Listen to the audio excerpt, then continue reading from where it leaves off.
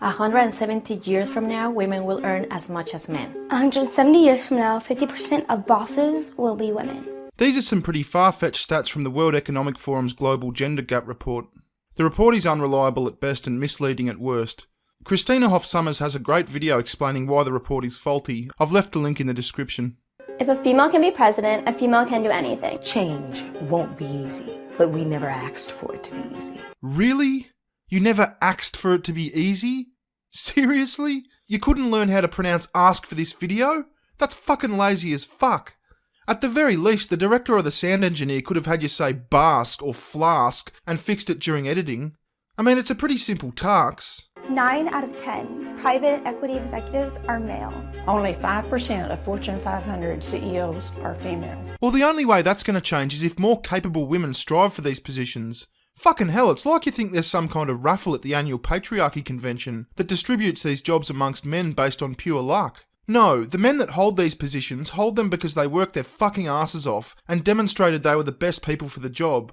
The 10% of private equity executives and 5% of Fortune 500 CEOs demonstrate that it's entirely possible for women to occupy these positions if they are the best candidate for the position, meaning we already have equality of opportunity, the rest is up to women. Complaining about the lack of parity in these positions is fucking pathetic and shows a complete disregard for any kind of meritocratic system. Female financial advisors make 42% less than men doing the exact same job.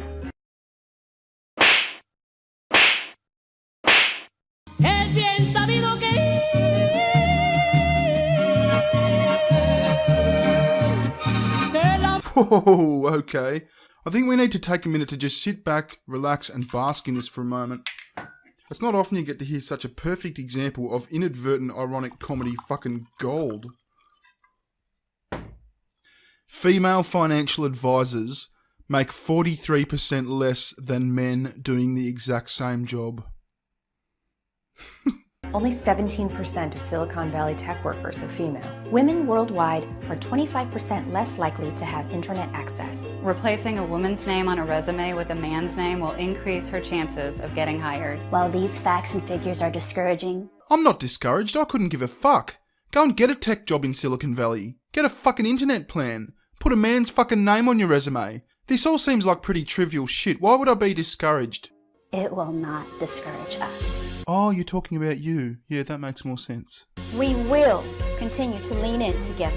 We make up 60% of the workforce. No, you don't. Teams with women outperform teams without. Companies with women on their boards outperform all male boards by 26%. We control 80% of the consumer buying power. Isn't that an interesting stat? Women control 80% of consumer buying power. Next time a feminist starts whinging and moaning about their perceived pay gap like at the start of this video, just remember, they're spending 80% of the money. Funny, I've never heard of their plan to achieve equality when it comes to this. And the future is bright. 70% of college valedictorians are women. Okay, when are we rolling out a bit of the old affirmative action for blokes?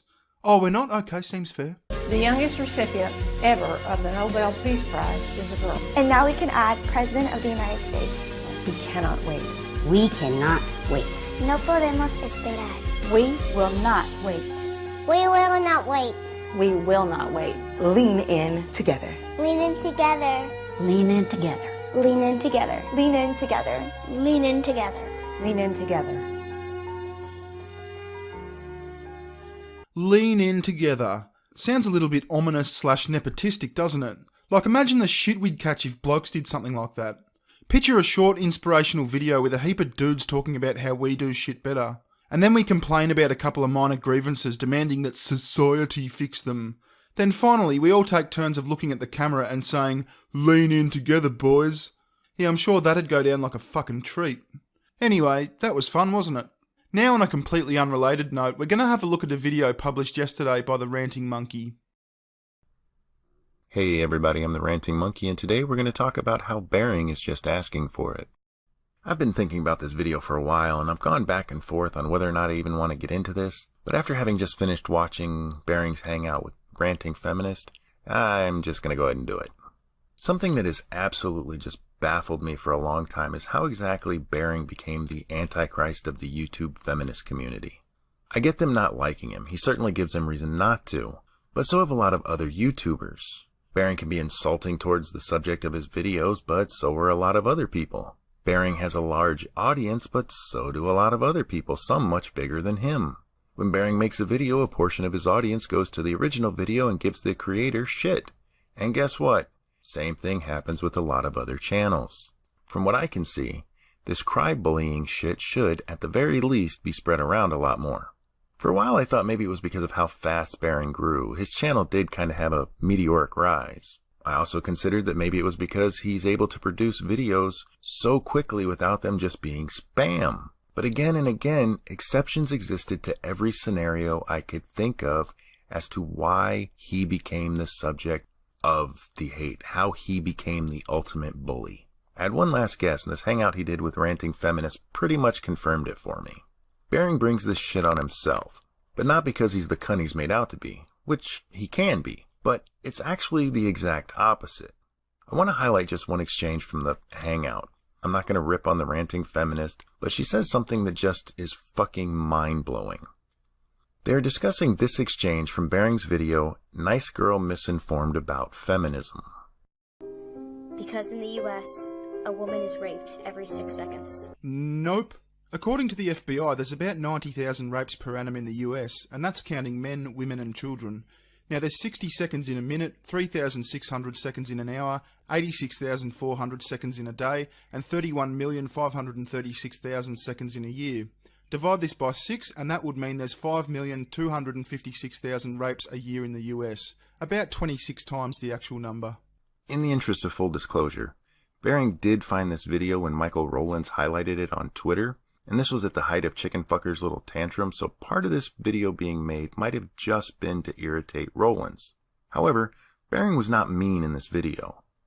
As he was during the part we just saw, he was pretty respectful and just corrected the bad information she was spreading, which came from a BuzzFeed article published in September of 2014 titled 14 Reasons We All Need Feminism. It's linked below, and that rape stat is number 7.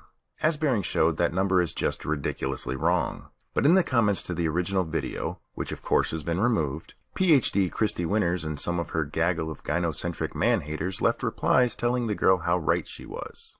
In the hangout, Bearing was trying to understand why these supposedly smart women wouldn't correct the glaring mistakes and actually encouraged them. Ranting Feminist basically says it's because they only disagree in private to keep a united front. Most of the disagreeing that happens in feminist movement is not as obvious in your face on YouTube. It's more on other platforms you tend to see it more strongly. And also the disagreements between feminists usually aren't what anti-feminists are interested in. Anti-feminists seem to crave this kind of wrecked bullshit and this whole, animosity. They seem to like that, and we just aren't really doing that as much. So what are you saying, that you simply agree with each other to give anti-feminists what they want? Well, no, it's more because if I disagree publicly with another feminist, then I know exactly what response I'm going to get. I'm going to get a bunch of anti-feminists flooding my channel with, "Oh, I wish more feminists were like you. You're so good. You speak rationally because you disagree with this feminist. You should make more videos disagreeing with feminists. Disagree with more feminists. Disagree with more feminists." And at what point disagree do I with just anyone become... that should be disagreed with.